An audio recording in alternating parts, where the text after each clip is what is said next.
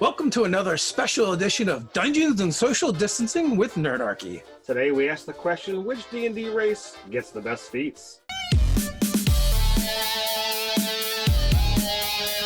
Welcome to Nerdarchy, for nerds, by nerds. I'm Nerdarchy Steve, and as usual, I'm hanging out with this nerd. Nerdarchy Ted. If you don't want to have to beat feet to find your next D&D video, hit that subscribe button. Even if you're out running around, you'll never miss another Nerdarchy video if you attune to that notification bell.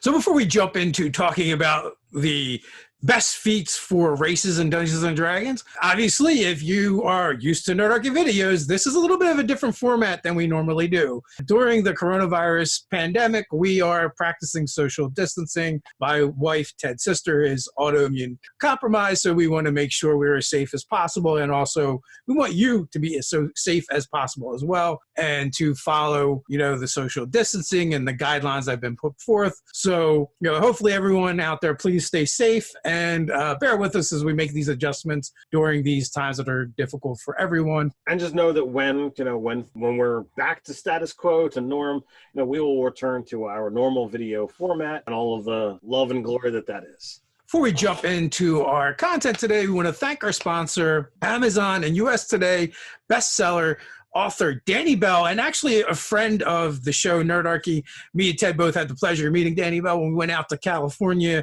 to LA to be on GM Tips. We actually crashed his birthday party with Satine Phoenix. He has a urban fantasy series called Black Pages. It's fantastic. I've listened to the first 3 audiobooks so far. I think the 4th one is either about to release or just came out. I'm looking forward to tearing into that one as well. The protagonist of the series, Alana, has the ability to dive into fictional works, books, TVs, shows, things of that nature, and develops other powers along the way. There's a whole supporting cast of friends that get involved, and it is primarily urban fantasy, but it kind of does a bit of genre mashing because of her special abilities, and some really interesting things happen as it advances and goes on. I don't want to give away any spoilers. I just want to say, if you're a fan of urban fantasy and sci-fi fantasy and things of that nature, you're going to really enjoy this. The audiobooks are very highly produced. And Ted, you want to tell us a little bit about that?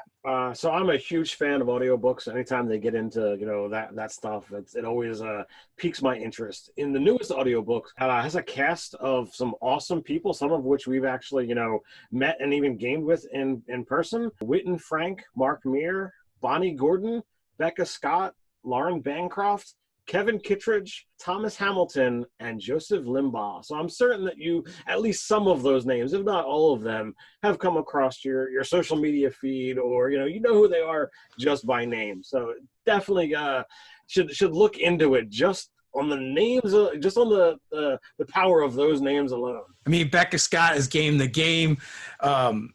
Bonnie Gordon is one of the library bards. She's a ton of fun. She's great. Mark Meir is awesome. D&D nerd and also Commander Shepard from Halo. So he goes back further than just Commander Shepard. When we actually interacted with him at D&D in a castle, we were talking about Baldur's Gate and all that stuff. So he's got a long history of voice acting. But with that, there will be links in the description. Go check it out.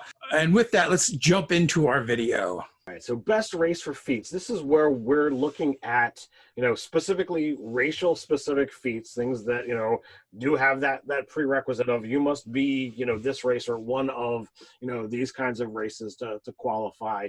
So we broke this down. There are 17 feats across 3 different books. We're looking at Eberron, Rising from the Last War, the Elemental Evils Player Companion, and Xanathar's Guide to Everything, to drill and pull from to get, these options. Now, we're going to go over these feats in no particular order. It just so happens, as we were looking at them, thinking about them, we had a couple of prerequisites that we came up with. One is it has to be useful often. There's some feats that are really great, but they can be situational or they're not going to be used as much, was definitely one of the key factors. There were some feats that were wow, this is really powerful, really awesome, but, it could be used once per long rest. That was okay. That's great if you come up upon that once a day. But when you've got things that go a constant power or things that, are used really often, those were the things that we were looking at. So first up, we have Elven Accuracy, and the prerequisites for that are You have to be elf or half elf. The accuracy of elves is legendary, especially that of elf archers and spellcasters. You have uncanny aim with attacks that rely on precision rather than brute force. You gain the following benefits: increase your dexterity, intelligence, wisdom, or charisma score by 1 to a maximum of 20. Whenever you have advantage on an attack roll using dexterity, intelligence, wisdom, or charisma, you can re-roll one of the dice. So we call that super advantage in our games. And there is only one other way that we can think of getting super advantage. And that's, when you have the luck feat and you're rolling with disadvantage. In these cases, we like to reduce the amount of rolling time. So we always encourage, if you are rolling a fireball, please don't roll 1d6 8 times. Here's 8 dice. So pretty much anytime someone is rolling with super advantage, they just drop 3 dice. It makes things a lot smoother. Yes, one of those dice is technically being re-rolled, but now you get to see all the numbers all at once. Yeah, it makes it fast, and we've seen it in our own games. It's super powerful. You have 3 opportunities to crit now. You have 3 opportunities to not have a crit fail. So it's just a really powerful feat. And, it's really easy to get advantage in 5e. There's definitely ways to make it happen. I know one of the characters in your games would cast darkness on themselves. They have Devil's Sight, so they would pretty much just always use this feat and bring it into play. So the next one that we're looking at is Vervniblin Magic. Prerequisite Gnome, Deep Gnome. You've inherited the innate spellcasting ability of your ancestors. This ability allows you to cast non-detection on yourself at will without needing a material component. You can also cast each of the following spells once with this ability: Blindness, Deafness, Blur, and Disguise Self, and you regain the ability to cast these spells when you finish a long rest. Intelligence is your spellcasting ability for these spells. You can cast them at their lowest possible levels, so you're not actually getting spell slots to use, you just get the castings. It has the tags of Deception, Warding, and a racial feat, and it came from the Elemental Evil Player's Companion. Non-detection is super powerful. Maybe not so much in the low stages of the game, but not being able to be scryed on and that kind of stuff can be super powerful, depending upon what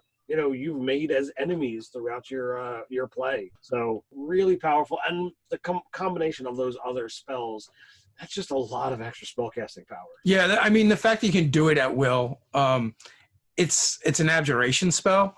So if you happen to be an abjure wizard, you can go back to that well over and over again. Not only that, if you pair it up with things like invisibility, it makes you undetectable essentially. So it's a really strong choice. And then the other abilities you get are just gravy on top. So next we have Bountiful Luck, Halfling. It's from Xanathar's Guide. Elven Accuracy was also from Xanathar's Guide. Your people have extraordinary luck, which you have learned to mystically lend to your companions when you see them falter. You're not sure how you do it. You just wish it, and it happens. Surely a sign of fortune's favor. When an ally you can see within 30 feet of you rolls a 1 on the d20, an attack roll, an ability check, or a saving throw, can use your reaction to let the ally re-roll the die with the ally.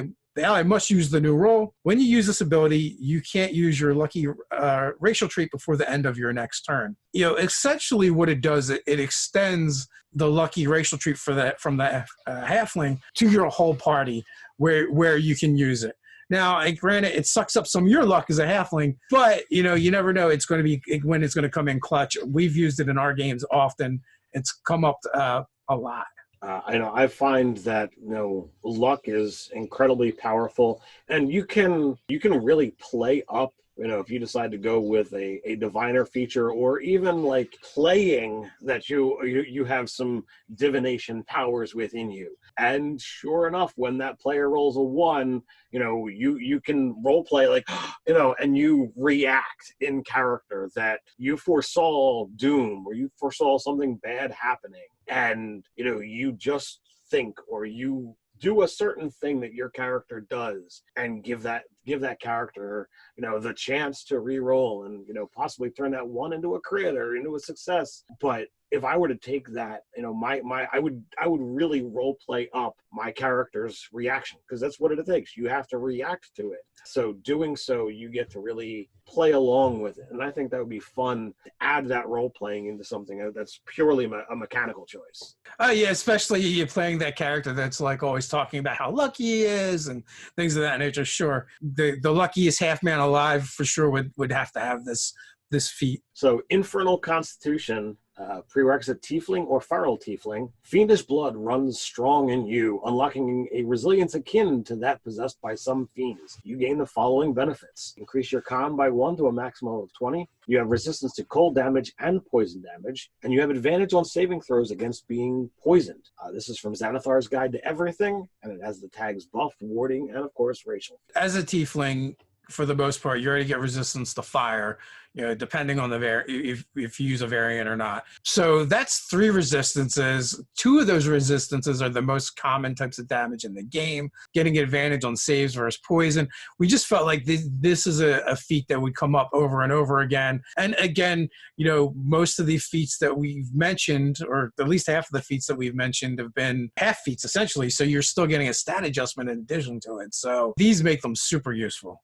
So these are kind of things that you can plot and plan out, when you decide, all right, well, how is my character going to level? So you can legitimately, when you place your stats at character creation, you can say, well, I'm planning to take Infernal Constitution at 4th level. So, all right, so I'm going to put an odd number in my Constitution so that it will balance out because I am going to get that +1. Absolutely. So with that brings us to our last one, and that is Prodigy from Xanathar's Guide to Everything. And the prereqs are half elf, half orc, or human. You have a knack for learning new things. You gain the following benefits. You gain 1 skill proficiency of your choice, 1 tool proficiency of your choice, and fluency in 1 language of your choice. Choose 1 skill in which you have proficiency. You gain expertise with that skill, which means your proficiency bonus is doubled for any ability check you make with it. The skill you choose must be one that isn't already benefiting from a feature such as expertise that doubles your proficiency bonus. Tags are buffed and racial feat. So the reason why we picked this one is because there is only several ways to get expertise in the game. Being a bard, being a rogue, and being a cleric of the knowledge domain. There might be some other odd instances, but they're fairly rare. So this gives you the ability as any type of character of gaining expertise, even if you're playing a particular character class that normally would not get it. Yeah, I think it's super powerful. I don't want to say expertise is broken, but it is incredibly strong, especially if you're playing a game that is very skill heavy. I think it's definitely fun, and when you can make a character like, look, I am really great at this, and you can say what that proficiency is doubled. That means anywhere from a +4 at low levels to a massive +12. That's crazy. Absolutely. It's a lot of fun. It's great. Add some flavor to your character. And these can distinguish, a particular race character from the same race and, give them something that's different. So I like these to add in to extra spice to your characters. And like we said, a few of them are half feats. So you're still getting stat adjustments and, they significantly change your character in fun and interesting ways. But if you want more D&D feat videos in your life, you can check out the card. It's going to be up here somewhere. And you can look at 5e D&D feats, a wizard's guide. Want more 5e content? Then beat feet over to the Nerdarchy Patreon, where we create content for players and DMs alike every month. Not only that, we do weekly live chats for our patrons, monthly giveaways that our patrons are automatically entered in, and more. So until next time, stay nerdy.